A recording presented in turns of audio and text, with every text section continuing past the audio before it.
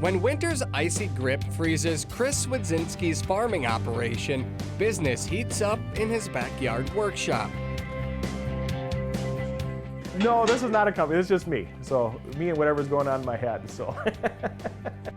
That's a welder's thing. Chris creates one-of-a-kind art made out of recycled steel. Gotta be cool, cool for school. We call it Swede Steelworks. A lot of the pieces I sell will be installation included. So this is actually going to be the skull part. This is of course an old wrench. Today's project uses pieces of farm equipment built back in the late 1800s. Yeah, it's way over 100, so 130, 140 years old maybe. I mean, just look at the beauty in that little piece.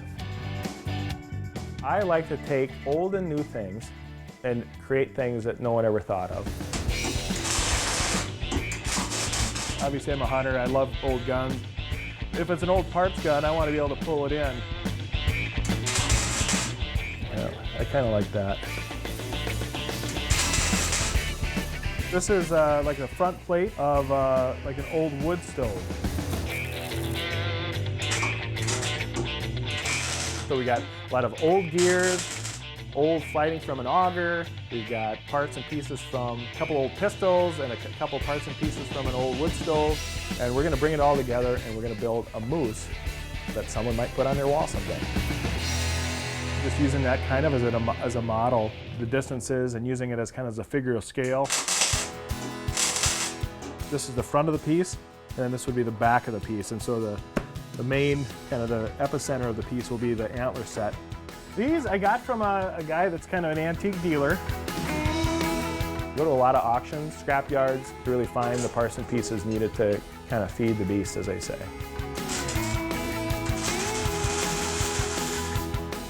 And the eyeball itself, these are ball bearings out of the big wind turbines that you see.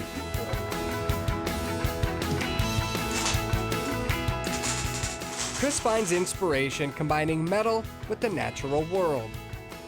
You know, so much of nature is symmetry. I went to college for welding. My goal was to just be an industrial welder, so I worked on oil rigs. On the side, he began welding gifts for family and friends. They told Chris to make more. Would you please go out and try to sell this stuff, because I think people would buy it. And you know, like, yeah, whatever. Turns out, they were right. You know, you're taking something old that was discarded and turning it into something new that's really cool, and that's our goal.